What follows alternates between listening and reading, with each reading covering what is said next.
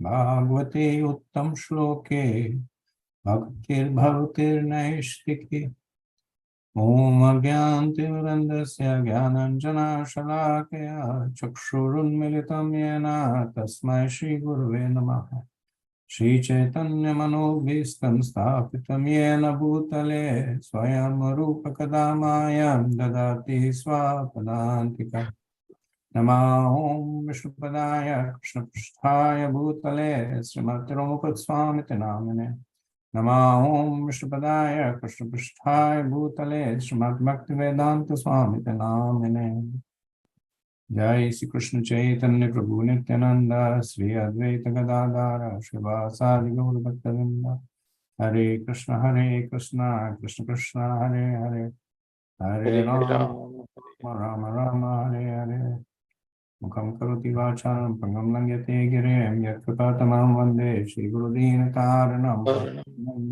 Madhavam.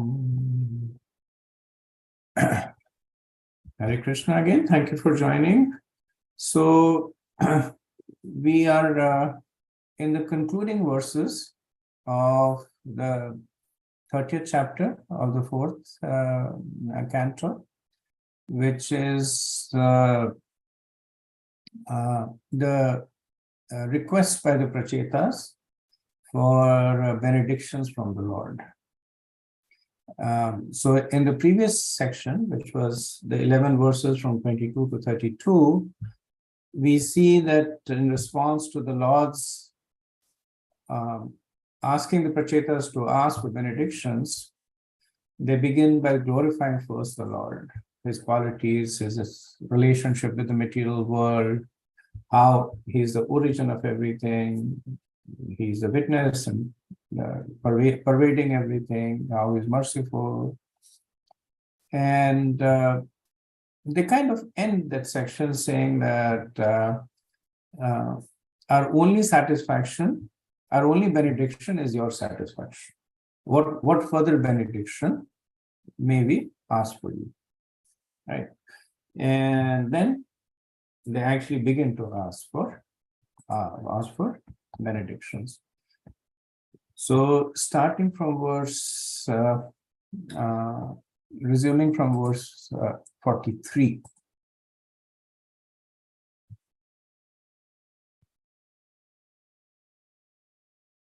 So the benedictions that they ask are essentially that of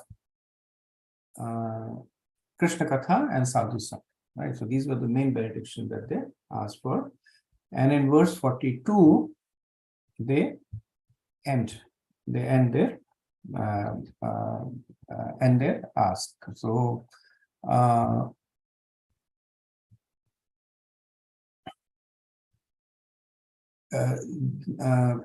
from the verse 43 onwards is the activities of the Prachetas following the departure of the Lord. Right? So just to set the scene that now the Prachetas had asked the benediction, and though it does not say explicitly in the chapter, but the understanding is the Lord grants them the benediction. So earlier the Lord had granted them 1 million divine years of rule without suffering from disease and old age and full enjoyment. And the Prachetas had asked for the opportunity to glorify the Lord in the association of devotees. And understanding is implicitly, like I said, it doesn't say the Lord explicitly offering them, but the understanding is that Lord offers them that benediction, and then the Lord departs. Okay, so verse 43. Maitre vacha iti pracheta virahyushtuta hari Ritastatetyaha sharanyavatsala Anichatam yanam atripita chakshusham Yayo swadham apavargaviryaha. Prem Kishore Prabhu, will you be able to read? Yes, Prabhu. Could you hear me or no? Yes. The great sage Maitreya continued, My dear Vidura, the Supreme Personality of Godhead, who is the protector of surrendered souls, being thus addressed by the Prachetas and worshipped by them, replied, May whatever you have prayed for be fulfilled. After saying this, the Supreme Personality of Godhead, whose prowess is never defeated, left. The Prachetas were unwilling to be separated from him because they had not seen him to their full satisfaction. So in these 9 verses are the future activities of the Prachetas. Maitreya is so now the conversation goes one level above. So now the conversation is back to Maitreya and Vidur. So Maitreya is now telling Vidur that the Lord granted them the benediction that they prayed for. So the understanding is, even though it doesn't come as part of the conversation between the Lord and the Prachetas, Maitreya is confirming that they received the benediction, and then the Lord, whose prowess is never defeated, left. So Srila Prabhupada comments on this word anapavarga virya. So pavarga means the materialistic way of life. If you remember, there's an analysis of pavarga, how pavarga represents the different aspects of material life. That par means parishrama, and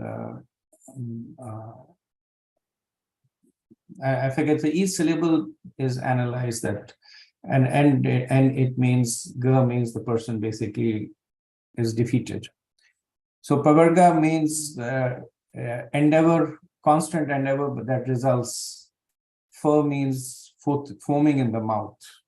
Like, so endeavor that is extremely painful, but it results in unhappiness.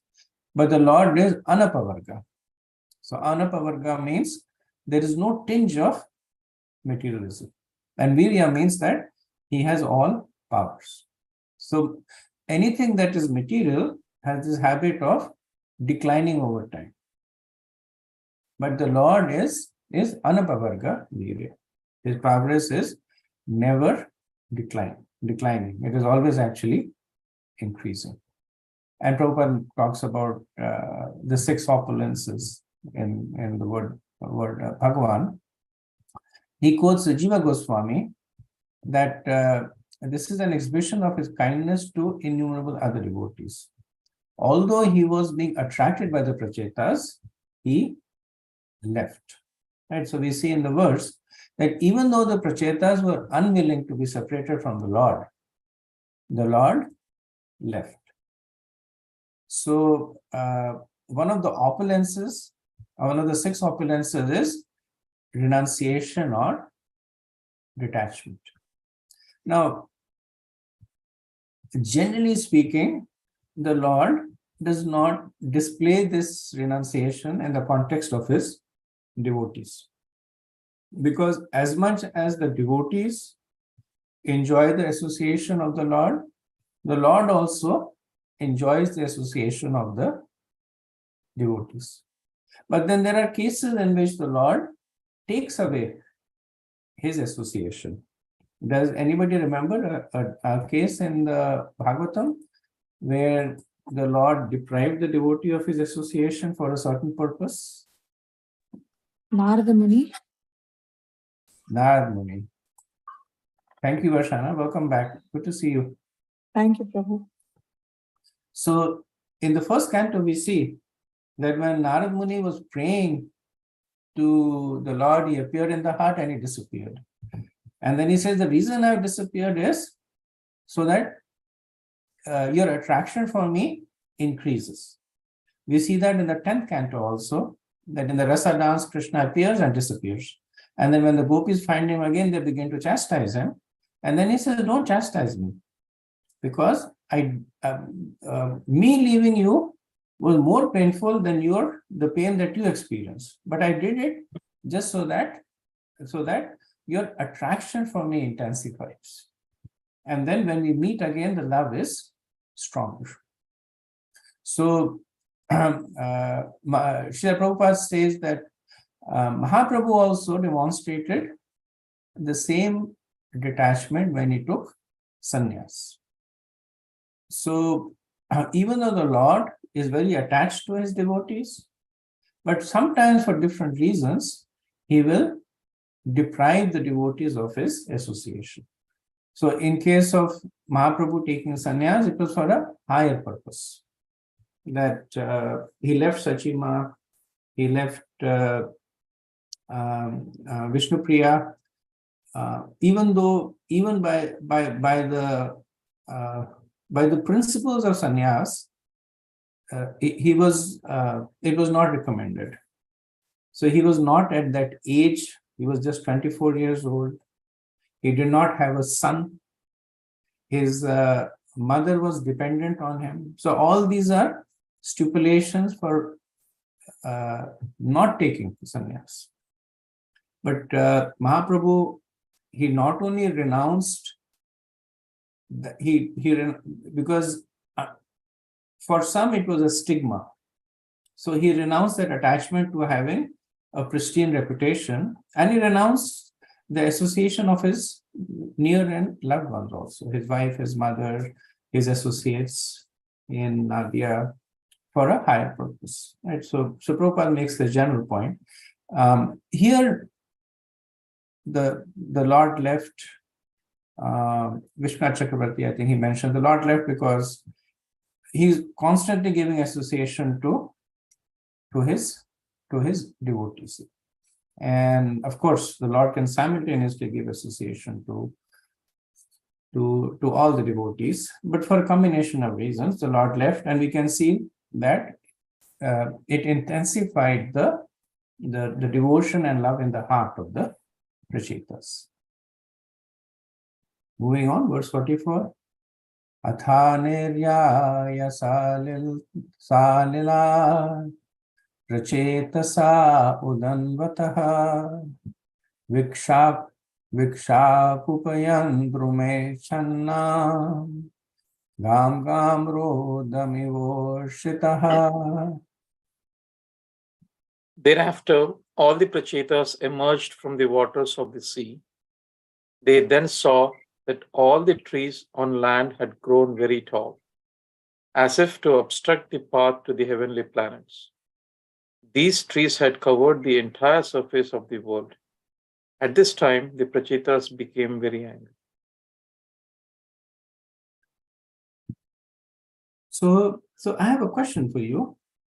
The Prachetas have emerged after 10,000 years of austerities, 10,000 years of devotional service. They were chanting the Rudra Gita after getting benedictions from Lord Shiva and Lord Vishnu. And the first thing that happens to them is anger. Now, there is an impetus to that, right? They see that the earth is covered with tree, but it is essentially tamas. So how do we understand that they should have been in Shuddha Sattva by now?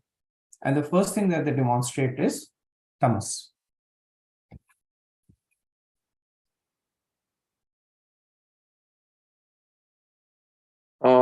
As they are showing anger, it is one of the qualities. That's my question. The anger is a symptom of tamoguna. Why? How do we understand that from such a, their antecedents were completely purifying? You would expect somebody to come out with completely Om Shanti Shanti, right? Completely in the mode of pure goodness.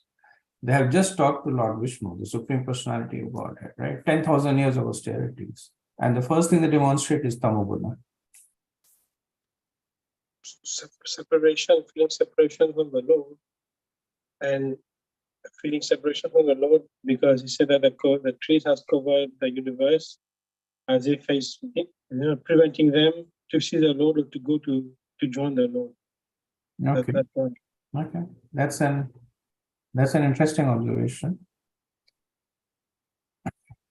Any other thoughts?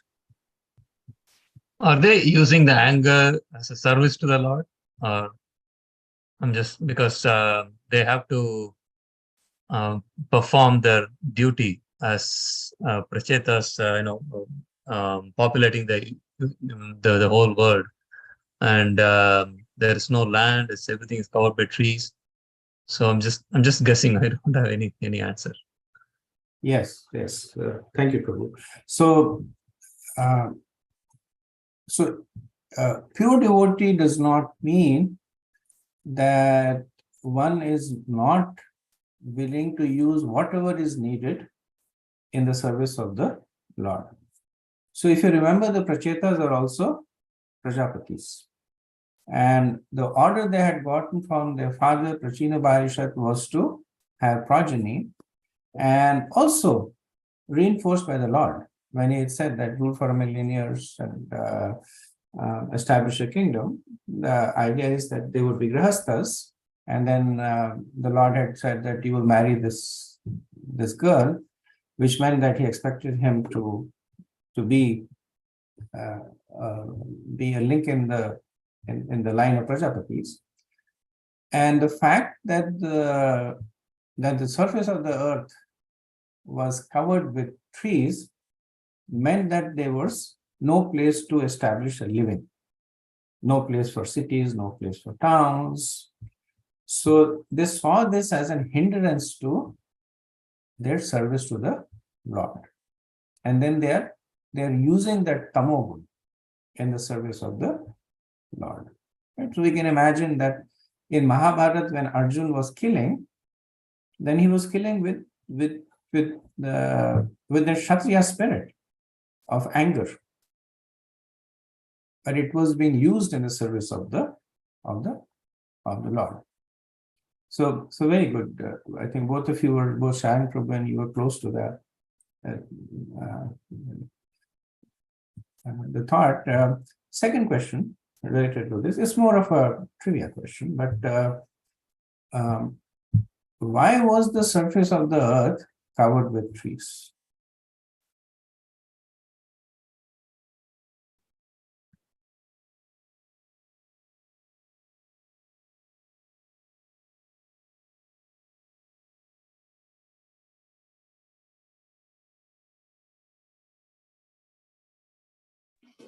Because that's how nature works. Like when there is no human interference, I suppose nature can take over the planet. I don't think it's a Bhagavatam explanation, but So their father, Prachinavari, he was a very, very efficient ruler. Right, and he was obviously, so it's not the prachetas are coming into a pristine environment, right? They're coming in a succession. So, yeah, close, but not exactly. A little bit more.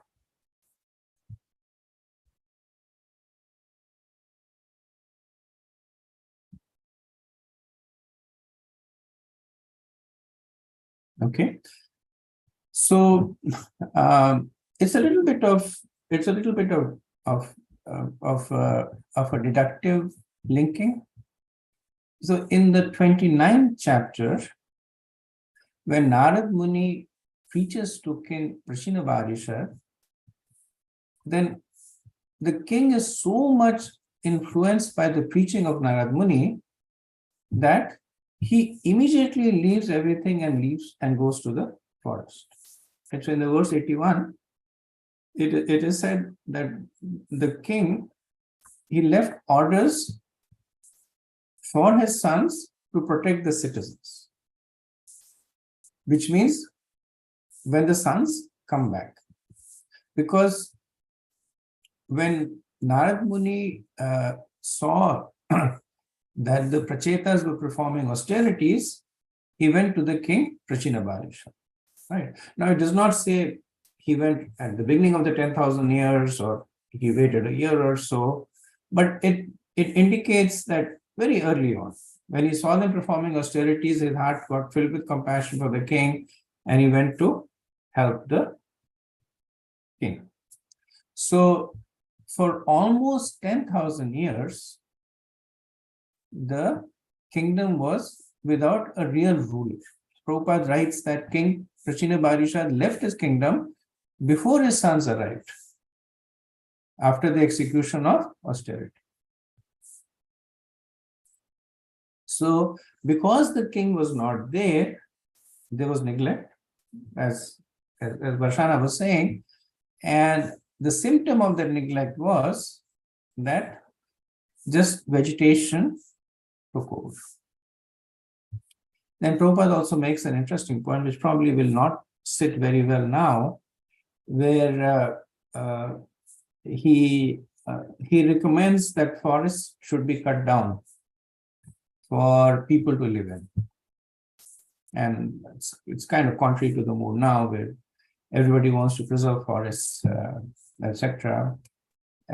At our in Potomac, we are building a new temple, and the county, they literally count the number of trees that have been cut down because of the temple, and then you're supposed to pay them. So for every one tree, you're supposed to plant, I think, 100 trees. And if you can't plant it yourself and show proof of it, you're supposed to pay them money. So they take, they take cutting down of trees so seriously now. Prabhupada makes the statement that trees are not the sole cause of rain to fall. He said because rain falls on the ocean also, where there are no trees, but yajna is the original cause. So the Vedic way of life is to simply live by clearing a small piece of forest and leading a natural life. Of course, the Vedic way of life is to live simply, where you don't actually have to clear a lot of forest. You clear a small amount of forest, just enough for living. Nowadays in the metropolis, the residential areas are really a small part of the city. Most of the other part is for commercial area there. So again, the point that Prabhupada makes is the simplicity of life is also valid. Okay, moving on to verse 45. Tatogni mavrutav rajan amunchan mokhatorusha mahim nivirudham kartum samvartak ivatyate. My dear king, at the time of devastation, Lord Shiva emits fire and air from his mouth out of anger. To make the surface of the earth completely treeless, the Prachetas also emitted fire and air from their mouths. So here, if you remember in Govardhan Leela, the clouds that came to drop rain were known as the Samvartaka clouds. And here the fire that is emitting from the Prachetas is also known as Samvartaka. So Samvartaka essentially is related to the time of annihilation. And all kinds of things happen there. The clouds will cause heavy rains to fall, and the sun will cause fire to dry up the rain and dry up. So this is the Samvartaka is compared to the Samvartaka fire. And the Prachetas, obviously, this is an example of where one acquires siddhis as a byproduct. So it's not said anywhere that they perform these austerities to get siddhis, but we can see that they have now developed these siddhis, that they're able to produce fire from the mouth that rivals the fire of destruction. Prabhupada also comments on the fact that sage Maitreya, he addresses Vidur as Rajan, right? He says Tatogni Maruto Rajan. And he says actually Vidur was not a king. He was never a king. Right? He was a minister, and even that when he's talking to Maitreya, he has also left that post. And Prabhupada says that a real king is one who has control of the senses. Just like a king controls the citizens. Then a real king is one who has control of the senses. He's like a Swami or a Goswami. And because Vidur had that quality of control of the senses, Maitreya is glorifying it by addressing him as Rajan. Verse 46. Basmashat kriya mananam stan druman vikshipitamaha agataha samyamasha putran bhare shamato nyai. After seeing that all the trees on the surface of the earth were being turned to ashes, Lord Brahma immediately came to the sons of King Bharishma and specified them with words of logic.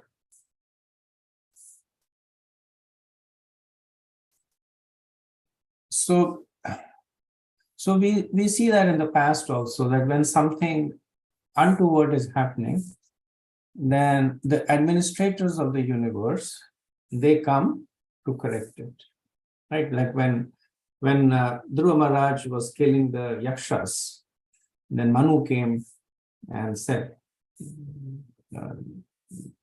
please stop it. And Prabhupada writes that when Hiranyakashipu was performing severe austerities, Brahma came, because by the austerities was burning the universe. Brahma came and asked him to pacify. Of course, when a devotee performs austerities, then the Lord comes. When Dhruva Maharaj was performing austerities, then Lord Vishnu came. The Prachetas were performing austerities, the Lord came. So, seeing this widespread devastation, Lord Brahma appears, right? So it indicates that there needs to be a balance. Too many trees not good.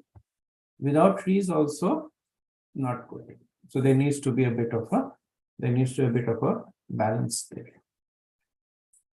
Okay, moving on to verse 47. Tatra vashishta ye vriksha bhita duhitaram tada ujharaste prachetobhya upadesh swayambhuva. The remaining trees, being very much afraid of the Prachetas, immediately delivered their daughter at the advice of Lord Brahma. So Prabhupada clarifies here that when the verse speaks about the trees, it is referring to the predominating deity of the tree. Like he said, Jiva Goswami says that Vrikshata Adhishtar Devata means that the controlling deity of the trees. And then he makes this point that elements of nature have controlling deities, just like sun and moon and wind and rain.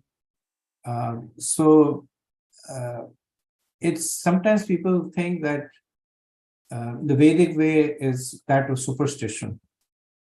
That when they see forces of nature, they become either awed by it or fearful of it, and they glorify them, deitify them.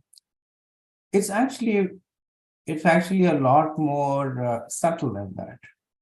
Like when you say Vayudev, then there is a deity that is controlling wind. The wind is material, but the person that controls the wind is a living entity. There is the sun planet and sunshine, and there is the presiding deity of the sun. And he occupies the position for a certain period of time, and then somebody comes and occupies the position, and then that makes a lot of sense, because things cannot operate on their own, right? If you look at any large skyscraper building, somebody is in charge of air conditioning, somebody is in charge of the water, somebody is in charge of the heating. And even though there are machines that are doing it, there has to be a person who is taking care of the machinery, making sure it's all running. That's what the deities do. So the presiding deity of the tree, on the advice of Swambhuva. Swambhuva is Brahma. Means one who was born by self. On the advice of Lord Brahma, they deliver the daughter Marisha to the 10 Prachetas. Okay, verse 48. Techa Brahmanadesha Marisham Upaye Mire Yasya Mahad Avagyana Ajanye Ajanyo Nijaha. Following the order of Lord Brahma, all the Prachetas accepted the girl as their wife. From the womb of this girl, the son of Lord Brahma named Daksha took birth. Daksha had to take birth from the womb of Marisha due to his disobeying and disrespecting Lord Mahadev, Shiva. Consequently, he had to give up his body twice.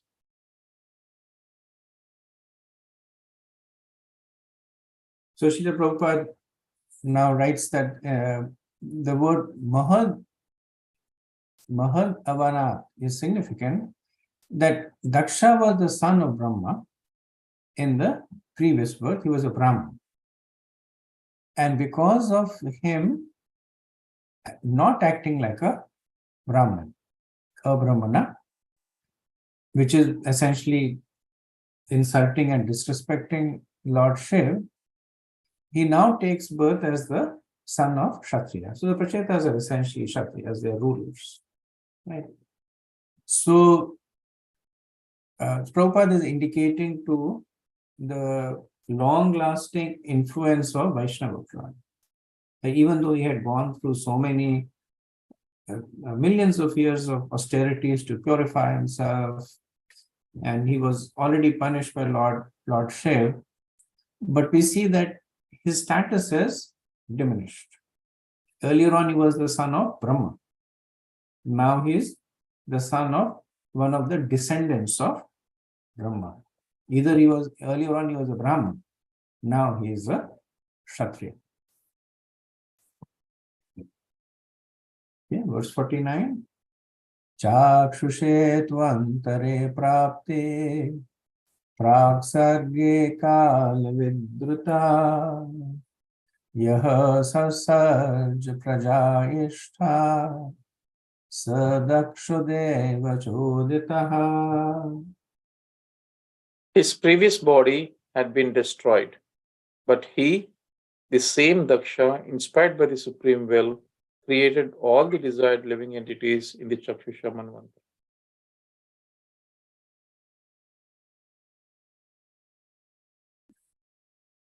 So, when Vishwanath Chakravarti comments on this verse, he gives a slightly different interpretation on the verse.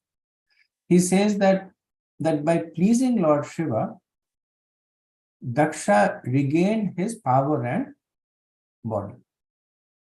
So, Praksarga Kale Vidrute, when the 5th Manvantara ended and the old creation was destroyed by the will of the Lord. So, Srila Prabhupada, he uses this phrase of being destroyed, he applies it to Daksha. That Daksha's body was destroyed. Vishwanath Chakravarti applies it to the Manvantara. That the creation of the previous Manvantara was finishing at that time. That's when you need Prajapati. When the new Manvantara has come, then you need Prajapatis to repopulate the universe, right? So when the 5th Manvantara was finishing, the Chakshusha Manvantara was ending, the 5th Manvantara was being destroyed, then Daksha appeared again.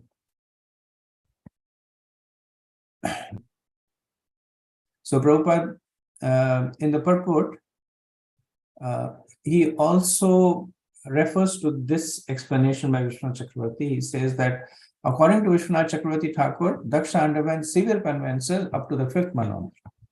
Thus, at the beginning of the 6th mantra, known as the Chakshusha mantra, Daksha regained his former opulence by the blessings of Lord Shiva.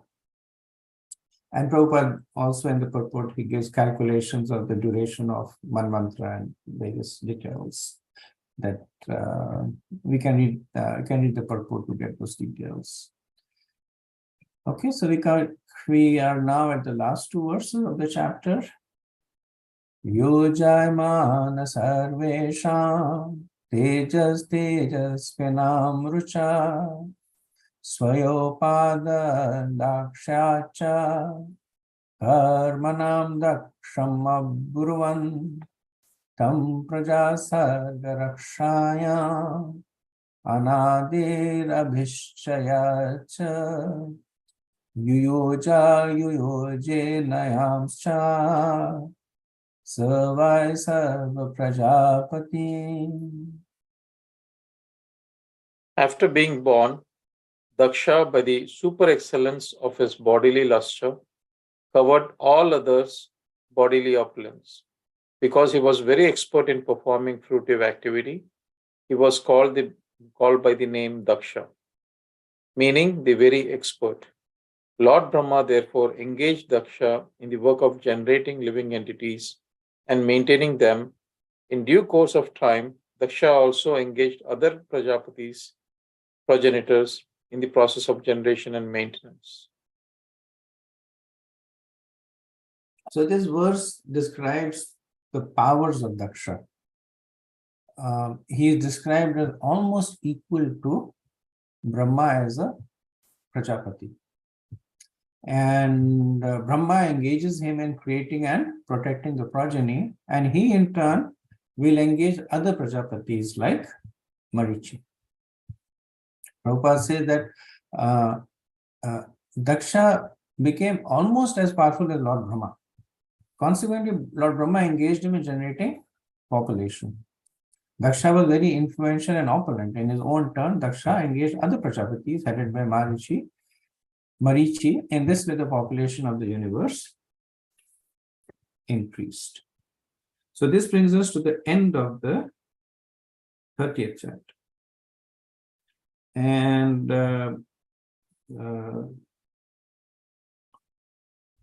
I'll do a quick recap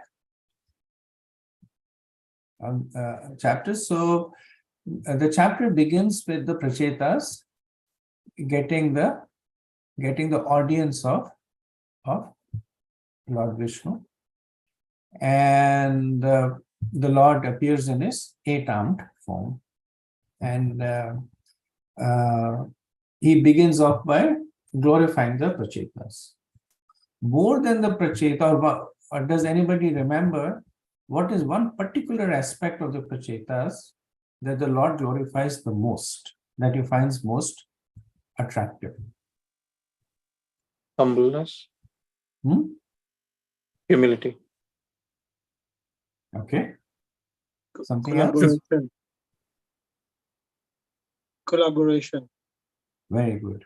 Cooperation, collaboration. Yes. So he starts off by saying that I'm very pleased with your friendly relationships. And then he also gives a benediction that anybody who listens to this pastime, who remembers this, will also have good friends. Right? And so earlier on, the Lord is giving benedictions not to the Prachetas, but to others. And this is the mood of devotees, that they're more interested in helping others. So the Lord says, you have demonstrated good friendship. So those who listen to this pastime or meditate on you, they will develop good friendship. And then he says that you have glorified me with the recitation of Rudra Gita. Those who follow your path and glorify me with Rudra Gita, all their desires I will fulfill. And I will give them good intelligence. Right? So these are benedictions the Lord is giving to others. And then he starts giving benediction to the Prachetas, that you will be celebrated all over the world. not because of your austerities, but because of your submissiveness. So that's the second quality that the Lord glorifies, that they were submissive to the order of their superiors. They were submissive first to the order of Maharaj Prachina, then they were submissive to the order of Lord Shiva. Right? So when the Lord glorifies these qualities, it's also an indication for devotees to cultivate those qualities in themselves because they're attracted to the Lord. Right? Then the Lord says, you will have a famous son. You will marry Marisha, and the girl will be of a similar nature to you. You will enjoy ruling this material world for 1,000,000 celestial years. And after that, you will develop bhakti and go back to Godhead. Right? So all these benedictions the Lord gives, and the Prachetas then, they offer their prayers to the Lord. Right? So this we recapped at the beginning of this session. They glorified the qualities of the Lord, the compassion, the mercy of the Lord, and they asked for the benediction of Vaishnav Sangha and Krishna Katha.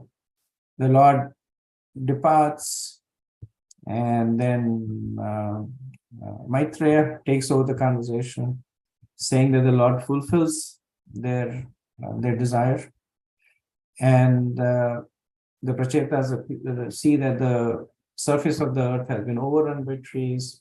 They begin to burn it. Brahma comes and stops, and in accordance to the wishes of the Lord, Lord Brahma also says, you marry, or says, ask the deity of the trees to offer their daughter Marisha to the Prachetas. And Marisha, there's a little bit of a backstory that she's the daughter of sage from Locha, sage Kandu, and the Apsara named from Locha. And from Locha was sent by Indra to distract Kandu, and she succeeded obviously in distracting. And by the union, Marisha was born, and both of them left the child in the forest, and she was crying with hunger. So the trees were trying to look after her. That's why the trees are considered to be her father. And the presiding deity of the trees is the moon god. Except the plants, they draw their nourishment from moon. So then the moon god, he placed his finger, which was laden with nectar, in the mouth of the Apsara, of Marisha, and and then she's glorified also of being similar nature, which means respectful to elders, humble, and submissive. So by the union of the Prachetas and Marisha, Daksha is born, and Daksha takes the position of the Prajapati in the Chakshusha Manvantara, one of the Prajapatis. Okay, so we'll end the chapter over here, and I'll pause to see if there are any comments, any realizations, questions.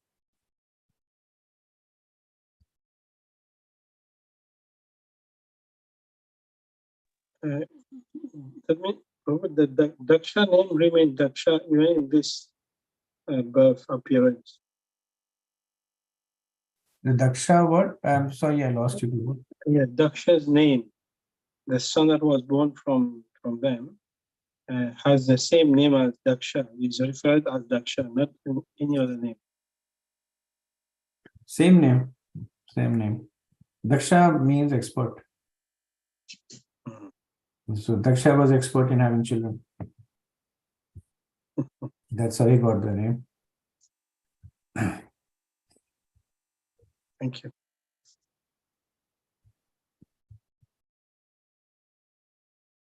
Okay. Any other thoughts?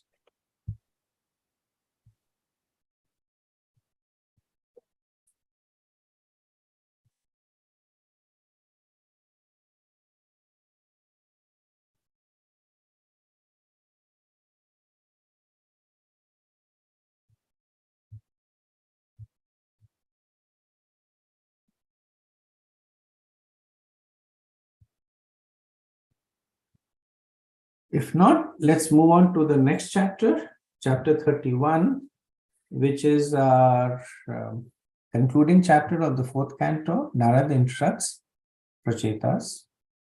Relatively short chapter, 31 verses. And the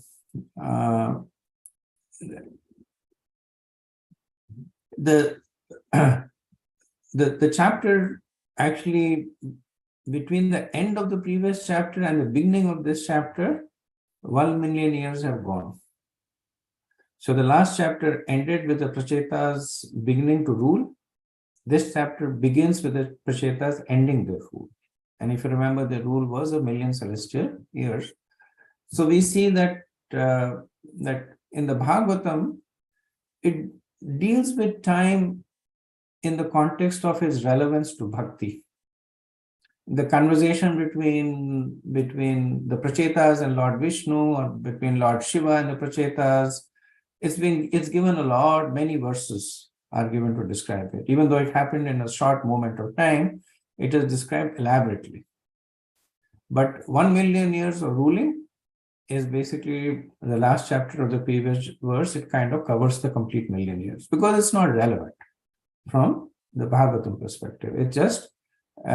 It is just more of something material that is happening. So the chapter begins with the Prachetas having finished their million years of rule and leaving their kingdom. And that time, Narad Muni meets them. And Narad Muni then gives them instructions. And the Prachetas chapter concludes with the Prachetas following the instructions and attaining perfection. So the essence of this chapter is the 13 verses of instructions that are given by Narad to the Prachetas. And both Srila Prabhupada and Vishwanath Chakravarti Thakur have fairly elaborate purports on these verses. Okay, so we will begin with verse 1. Maitre vacha tata utpan vijnana asvadhok sabhashitam smarantatmaje bharyam Vishya pravrajan graha.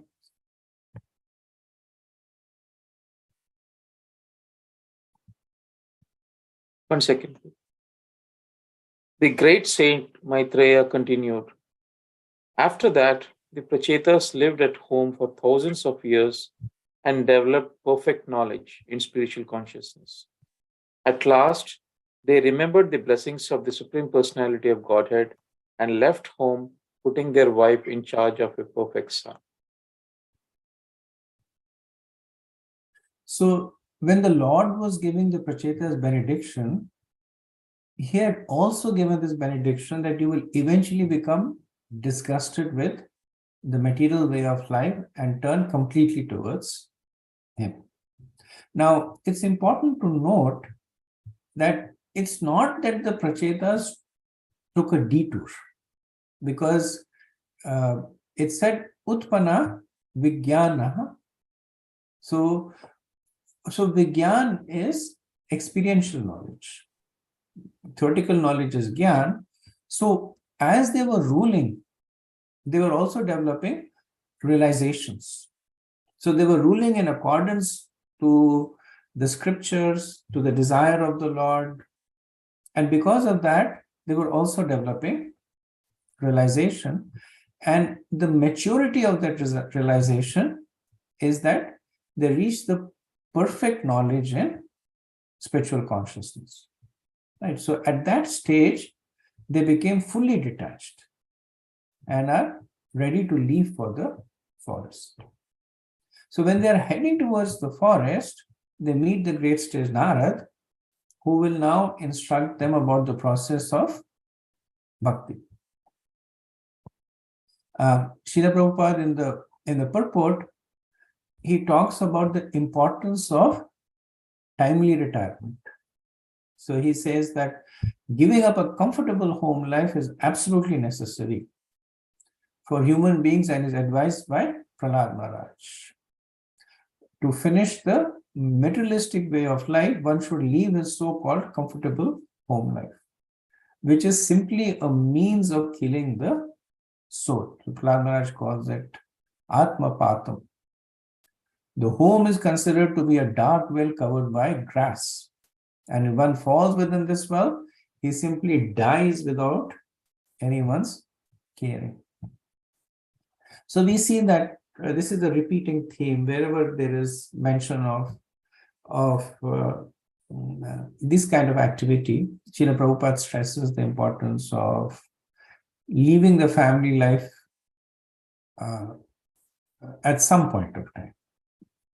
And in different places, he says different things.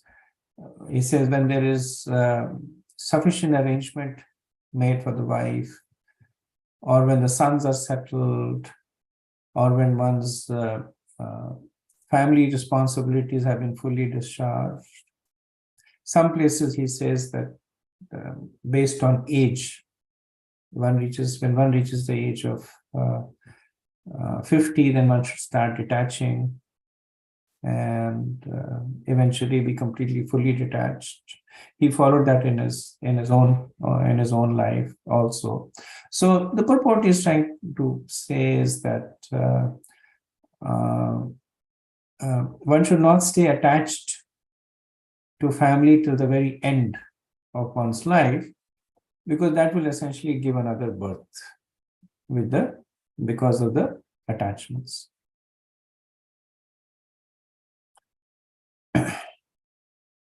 Okay, so let's move on to verse 2. Dikshita Brahma Satrena Sarvabhuta Mamedasa Pratichayam Dishi Velayam Siddho Buddha Yatra. The Prachetas went to the seashore in the west, where the great liberated sage Jajali was residing. After perfecting the spiritual knowledge by which one becomes equal toward all living entities, the Prachetas became perfect in Krishna consciousness. So here it is said that Dikshita Brahma Satrena. And Prabhupada in the purport, he gives three possible meanings of the word Brahma. So he says Brahma could mean the Vedas, which is knowledge. Brahma could mean tapas, which is austerity. And Brahma could refer to Brahman, which is the absolute truth. And he then combines these three meanings, and in the purport he says that one has to cultivate knowledge. So one has to cultivate Brahma of the absolute truth of Brahma by pursuing studies in the Vedas and undergoing severe austerities, which is again Brahma. So one has to cultivate Brahma by practicing Brahma to achieve Brahma. So this is another way of saying that in spirituality, the means and the goal are the same. They're not different. By the study of the Vedas, one automatically reaches the conclusions of the Vedas. And because the Vedas are not different from the Lord, then one also reaches the Lord. So for the Prachetas, the result of the process was threefold. One is that they began to see everyone as a spirit soul as opposed to a material body, right? So they essentially developed the Atma Gyan, right? That one is not a body but the soul. Second is that they developed equal vision to everyone, Vidya Vinaya Sampanna, right? And one gets that when one sees the super soul in everyone. And this verse is used in that context. And third is that one they develop bliss. Prabhupada quotes 1854, Brahma Bhuta Prasanna Atma. So essentially, their vision became anchored in the spiritual platform. Everywhere around themselves, including themselves, they saw only two things. They saw the spiritual jiva and they saw the Supreme Lord.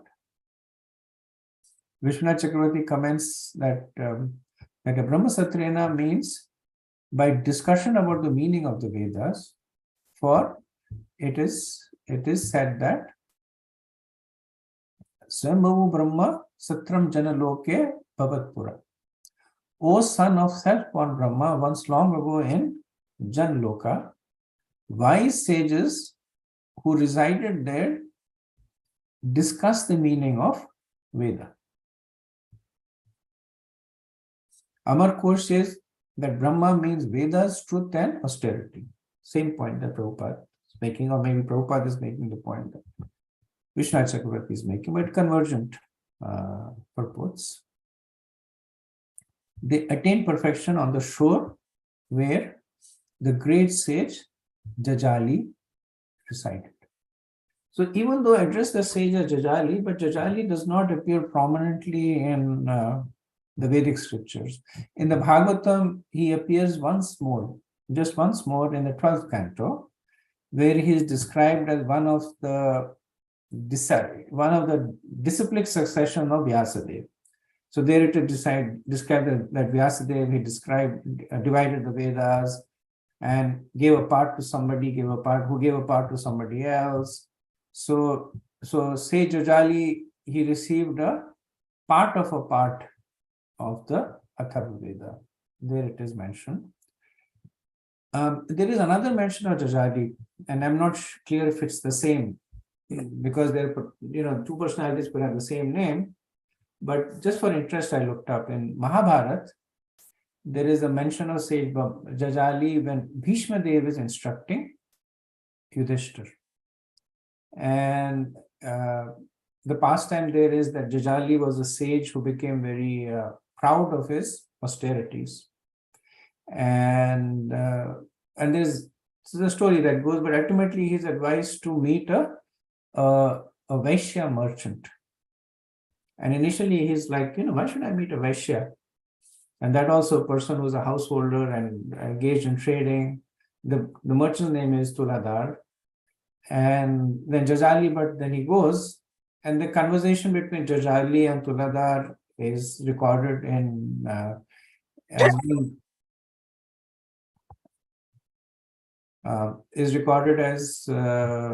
one which describes the importance of detachment and humility, but it is also there to describe that one's varna and ashram does not really matter. What really matters is one's realizations. So very similar pastime also appears another place in Mahabharata, where there is a young brahmachari by the name of Kaushik. And he leaves his old parents, goes to the forest and performs austerity. He develops ascetic powers. By his glance, he burns the birds who were on the tree. And then he goes to beg alms, and the housewife there, she says, you just wait while I take care of my husband, and he gets angry. So then the wife says that you go and talk, he gives them the address of a butcher. And Kaushik then goes to a butcher, and the conversation there is called the Vyad Gita. That also is similar. It talks about the importance of humility and detachment. One of the points that is also made over here is that, or is indirectly made here, is that one can draw inspiration from anyone. So in our own contemporary settings, we tend to be very much attracted by people who are either, people who are at the center stage. So we are very much attracted, for sannyasis or people who are charismatic speakers or people who are wonderful kirtan singers. There is nothing wrong in that, because when we understand that the person has reached that position because of either their own devotional service or mercy of the Lord, it is good to develop attachment. But also one should develop attachment for others. What the problem becomes when this attachment becomes exclusive. That when people, they're only attracted to people who have some persona. I remember this many years ago, and Guru Maharaj was coming to visit, and I was calling one of the congregation members to set up a home program, and he was new. I was also new at the time. He was also new, and I told him, he's a sannyasi, he's coming, and then he started asking me these questions: that is he a good singer, and is he famous? And so, to some extent, I answered his questions, and then I asked Maharaj that I'm not sure how to deal with this. I mean, ultimately, he did not agree, but I was a little bit perturbed. So I called Maharaj and said that this person is asking this, and I tried to have a conversation with him. I'm not sure if I offended you. That should I have said that, ended the conversation, that he's trying to judge you? And the Maharaj said, no, it's okay. If that's how they feel inspired to invite a devotee, that's okay. Ultimately, look at it this way, that one way or the other, if they get a devotee in their house, then they'll get purified, and ultimately they will change. If you don't even give them the opportunity, then they will not. They'll not be able to change. So that was, of course, Maharaj's own magnanimity there.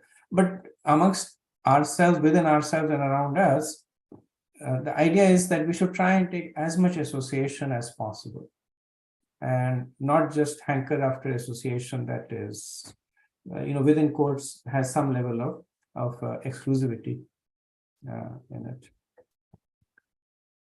Okay, moving on to verse 3.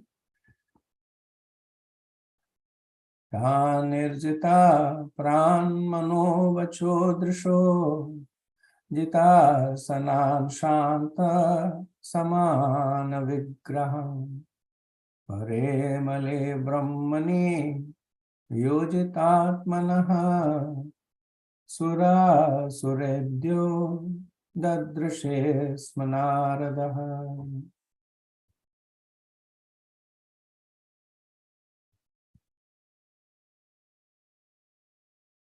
After practicing the yogasana for mystic yoga, the prachetas manage to control their life air, mind, words, and external vision. Thus, by the pranayama process, they were completely relieved of material attachment. By remaining perpendicular, they could concentrate their minds on the uppermost Brahman. While they were practicing this pranayama, the great sage Narada, who is worshipped both by demons and demigods, came to see them. So the prachetas are following the process that was recommended at the time. And so in the Satyuga, the process that was recommended was yogic meditation, Ashtanga yoga. So they were following that process that would then lead to dhyana and samadhi. Right. So here it is said that by the pranayama process. Now, technically, pranayama is a preliminary process, right? It's one of the earlier processes, yam, niyam, asana, and pranayama.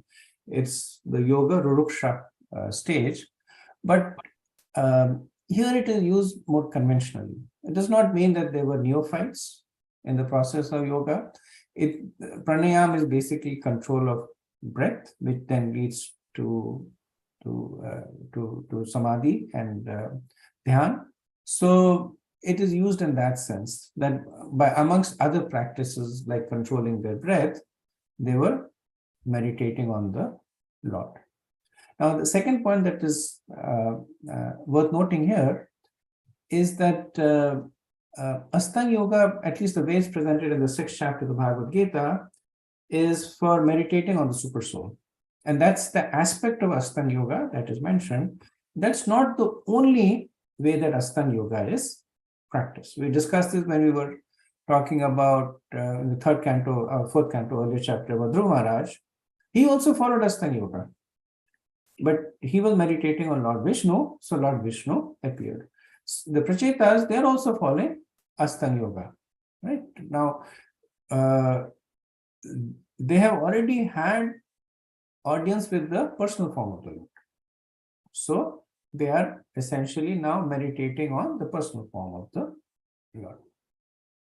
So Prabhupada says that in his page, Lord Shiva concentrated upon the personal features of Parabrahma, described in personal terms as Snigdha Pravrad Ghanashyama. So he's quoting from the Rudra Gita, chapter 24, verse 45. So the Prachetas are essentially following the instructions of Lord Shiva, and they're using the process of Astanga Yoga to concentrate on the Shama Sundar form of the Supreme Brahman, right? So they're focusing on the personal form of the Lord. So earlier we had seen that Narad Muni had given his mercy to their father, Prachina Barishar, and now they are attracted by the good qualities of the Prachetas, and he comes to give them the final instructions of their life on the process of bhakti. So Srila Prabhupada comments that how Narad is worshipped by both the Devas and Asuras. Does anybody know a case where the Asuras were worshipping Narad Muni? Kamsa. Kamsa, very good. So Kamsa is one, and the other, he was not really worshipping, but he was favorable, was Hiranyakashipu. Because Hiranyakashipu was obliged to Narad Muni because he had protected Kayadu from when Indra was trying to kill Prahlad in the womb. So he had, so Narad Muni had open access to Hiranyakashipu. And Narad Muni also instructs those who are of the tamasic mentality also, right? Like the hunter Vigari who was killing animals. So because it's the nature of the soul to be attracted to the Lord, and the devotee reflects those qualities of the Lord, the devotees are also very much appreciated. Just like the 6 Goswamis, Dhira Dhir, that they were by the good people and the bad people, right? They were appreciated by both in the Shat Goswami Ashtakam. Verse 4. Tam agatam tad uthaya pranipatya vinandaya cha pujayatva yatha desham sukhashina matha bruvan. As soon as the Prachetas saw the great sage Narada had appeared, they immediately got up even from their asanas. As required, they immediately offered obeisances and worshipped him. And when they saw that Narada Muni was properly seated, they began to ask him questions. So Prabhupada writes over here that they immediately got up even from their asanas, right? Uthaya. And for those who are performing the Astanga Yoga, the recommendation is that you sit firmly on your asana, undisturbed. by what's going on around you. But the presence of a devotee, it overrides all these considerations. So even though they were deep in meditation and they were focusing on the Supreme Lord Shamsundar, but as soon as they saw the great sage Narad, they immediately got. Right? You remember in the beginning of the Bhagavatam, Parikshit Maharaj was upset because Shaunik Rishi did not greet him properly. And now, of course, Parikshit Maharaj had a different sense of his position, that he is the emperor of the world, but his angst was from the fact that even though he was absorbed in his meditation, but he should have had consideration that his king has come, so he should give obeisances. Similarly, we see when Maharaj Indradumna was performing meditation and Agastya Rishi came, and King Indradumna did not get up and offer obeisances. So Agastya Rishi cursed him and he became Gajendra. So here we see the Prachetas, they act properly. As soon as a devotee comes, they immediately offer obeisances, worship him, they seat him properly. So the basic etiquettes can be followed even in the jungle. So even though they had been emperors, right now they had nothing. But still they follow the etiquette of welcoming an elevated guest. Right? So you when a guest comes, it is said you can speak sweet words with your tongue. You can offer obeisances, you can offer namaskar, depending on the status. You can either offer namaskar or you can offer obeisances. Give the person a place to sit in, water to drink, and sweet words of inquiry. So this is a general consideration that can be done regardless of whether a person is living in a hut or a palace, or in the case of Pracheta, they were living as mendicants in the jungle. But they follow the procedure, they welcome Narad Muni, and themselves being advanced devotees, they understand that the real value of association with devotees is Krishna Katha. And when you're meeting with somebody as advanced as Narad Muni, then the best way to take advantage of that association is through inquiry. So they combine these two. They inquire about the nature of the spirituality. So this is more of a trivia item, that in the previous verse, it is mentioned that they were Saman Vigrahan. Saman Vigrahan means that they remained perpendicular. Perpendicular means standing, rigidly standing. And in this verse, it is noted that they got up from their asanas, uthayas, right? So, so it's understood that the contiguity of the verse is not immediate chronology. It's not that right after that verse, in the period of time this verse appears, but the understanding is that they were performing the various angas of Ashtanga Yoga. One of them is standing, and one of them is sitting. While sitting, you meditate. While standing, you perform austerities. So that break should be understood in that context. Okay, verse 5. Pracheta Zuchuhu Swagatam Te Surar Siddhya Drishtya no darshanam gataha Tava chankra manam brahman abhayaya yatarave. All the Prachetas began to address the great sage Narada. O great sage, O Brahmana, we hope you met with no disturbances while coming here. It is due to our great fortune that we are now able to see you. By the traveling of the sun, people are relieved by the fear of the darkness of night, a fear brought by thieves and rogues. Similarly, your traveling is like the sun's. For you, drive away all kinds of fear. So the etiquette when meeting great personalities is to first inquire about their welfare and then genuinely appreciate them. Right. So the Prachetas first inquire if the travel of Narad was without disturbance. So Narad is a mystic amongst other things, and he has this benediction of traveling as mystics do. He travels at the speed of mind, and one of the few personalities who can travel both into the material and the spiritual world, at least he's known to travel to Vaikuntha.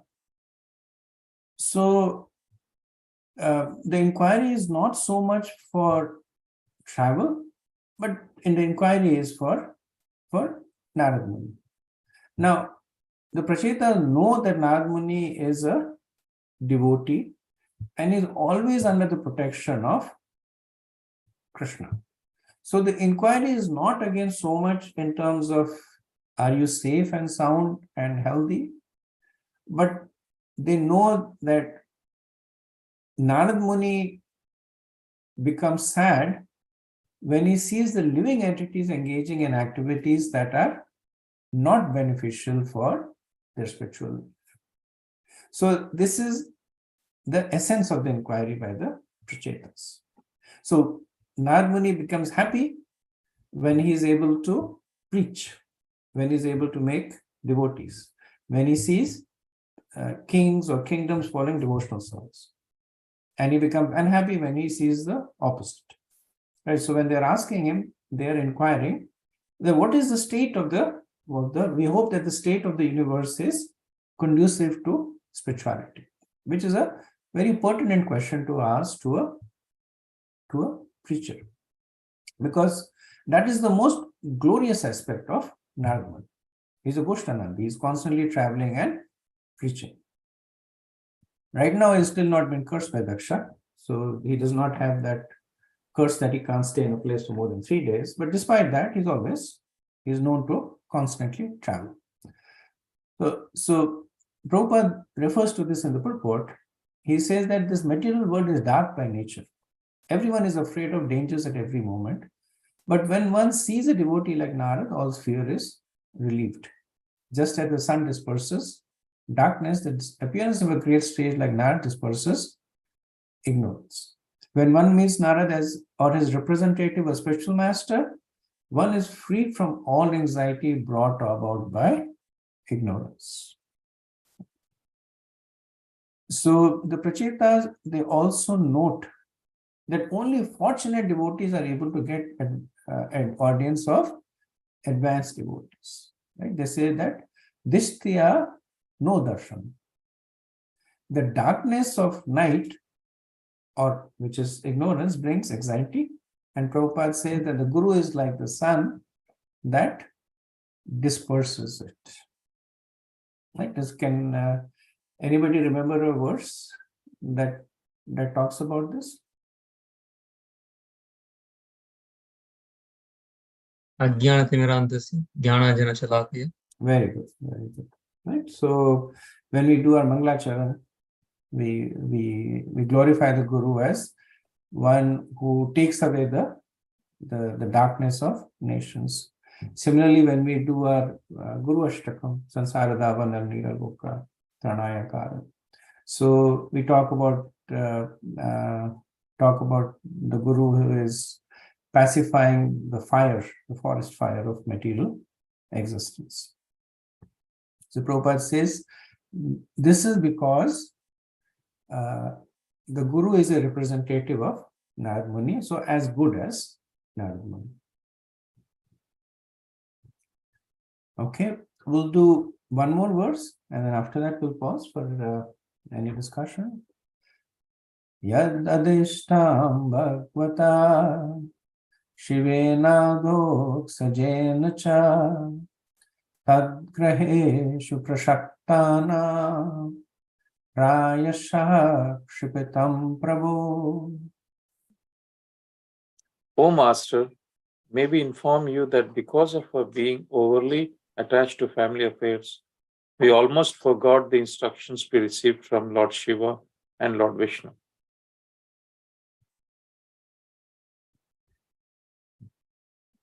So, Narad Muni when the Prachetas are asking for guidance from Narad Muni may object, saying that you have already been instructed by personalities like Lord Shiva and Lord Vishnu. So what more can I add? So the Prachetas implicitly are responding to these questions. They're saying, true, we were instructed by these great personalities 1,000,000 years ago. And in that 1,000,000 years, we had excessive attachment to family affairs. And because of that, we have forgotten those instructions. So, factually speaking, there's no difference between the instructions of Lord Shiva or Lord Vishnu or Narad Muni, or for that matter, anyone who is in the bona fide disciplic succession.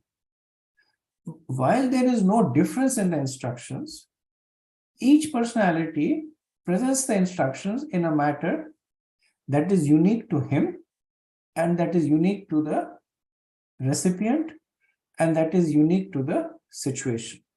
Right? So everybody has a certain mood, and the instructions are based on the person giving the instruction. The instructions are dependent on the person who is receiving that instruction. Right? Narad Muni says to Mrigari that don't kill, half kill, kill completely. And that's the instruction that is given. So depends on the recipient and depends on the situation also. Right? When Dhruva Maharaj was killing the Yakshas, then Swayambhu Manu, he gives a different set of instructions to Dhruva Maharaj, because their situation was tamasic, or it was going more and more tamasic, so he gave different set of instructions. So Lord Shiva had given instructions to the Prachetas when they were going to begin their austerities. Lord Vishnu had given them instructions at the end of their austerities. After that, for 1,000,000 years, they had led a family life and were ruling, and now Narad Muni is coming. So even though out of humility, the Prachetas are saying that we have forgotten, but one can understand what they are saying is that we are in a different situation now. When we met Lord Shiva, we were in a different situation. When we met Lord Vishnu, we were in a different situation. Now we are in a different situation. Lord Shiva is Lord Shiva, Lord Vishnu is Lord Vishnu, and you are Narad Muni. Right? So, in our own practical life, we see that we attend classes by so many different devotees, and they may be speaking about the same subject, but they may be speaking about it differently. Somebody might give a lot of contemporary examples, somebody might give a lot of Vedic injunctions, somebody might make it humorous. The message is the same. There is no difference in the message, but it's given based on the propensity of the person who's speaking, given based on how the recipients are receiving it. If you notice, at least with Ramapad Swami, I've noticed that when he's giving a Sunday feast class, it's a different mood. When he's speaking Ishtagoshti with the disciples, it's a different mood. Vyas Puja, slightly different mood. Same person, different situation. So the Prachetas are basically bringing that forth, that different situation now. So would like to receive instruction from you. Prabhupada writes in the purport that Rupa Goswami recommends anasaktasya vishayan yathartham upayunjata. So this is essentially the Nirbandha Krishna Sambandhe, Yuktam Vairagyam Uchyate, the Yukta Vairagya verse that one should only use things that are suitable in the service of Krishna. So he says that if one wishes to enjoy the senses more than required, he becomes attached to family life. All the prachetas admitted their fault in remaining in household life, right? So 3 points can be understood from this. One is the humility of devotees, that even though the prachetas took to family life on the instructions of the Lord, but they genuinely feel that they are fallible, and they understand that the family life can specially cover those who are weak. Like same example we see in the case of Maharaj Priyavrata, that he was leading a renounced life, and then Brahma comes and says that you now become the emperor of the universe. And then he performed so many wonderful deeds, like dividing the Bhumandal in 7 dupas, becoming the second sun. But after all that, he says that I am so fallen and attached to all the material things. Like so, Narad Muni is also the guru of Priyavrata. He instructs him again, and Priyavrata said yes. So this is the humility of devotees, that they genuinely feel that they are fallible, and increases the sense of dependence. The second point is that it's a cautionary note for us that if someone at the level of the Prachetas or Maharaj Priyavrata can consider being covered by material indulgence, how much more so for us? So it brings forth the power of material enjoyment. If I can cover great personalities, or if great personalities are scared of it, how much more we should be scared of it. And the third point is that there is a need to hear and study again and again to appreciate. So one should not say that I have received the instructions once and okay, that's it. It's like one of the disciples went to Prabhupada and says that you keep talking about the same thing, that you're not the body, you're the soul, you should worship Krishna, and all the classes you're saying the same thing. And Prabhupada said, yes, I'm saying the same thing because you don't get it. So factually speaking, it is emphasis through repetition. Okay, so we'll stop over here and see if there is any comments.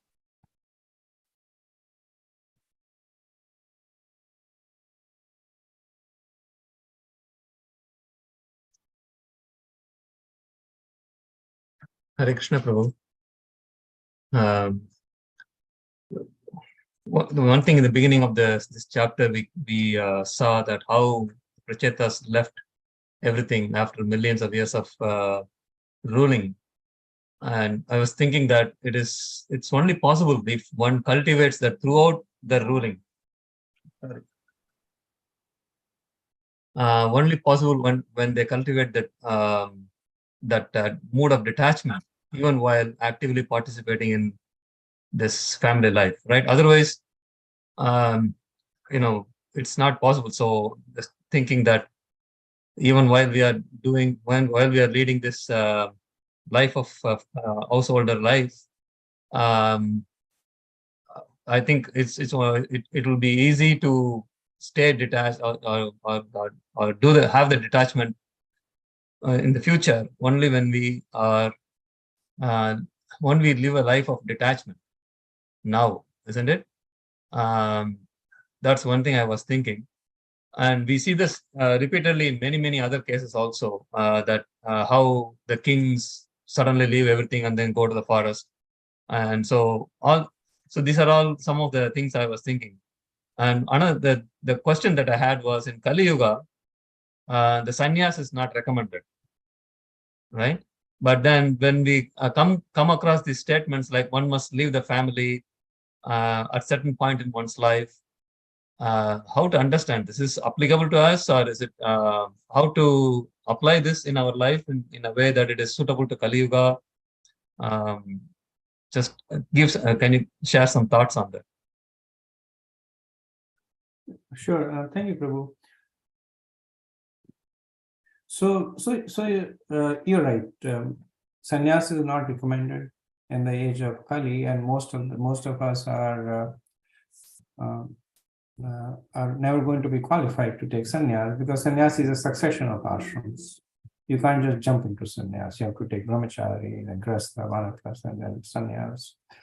Prabhupada makes this point to basically draw us away from the opposite situation, which is more commonplace, that people get older and older and they continue to be fully involved in grahastha life, either in making money or being attached to the family, or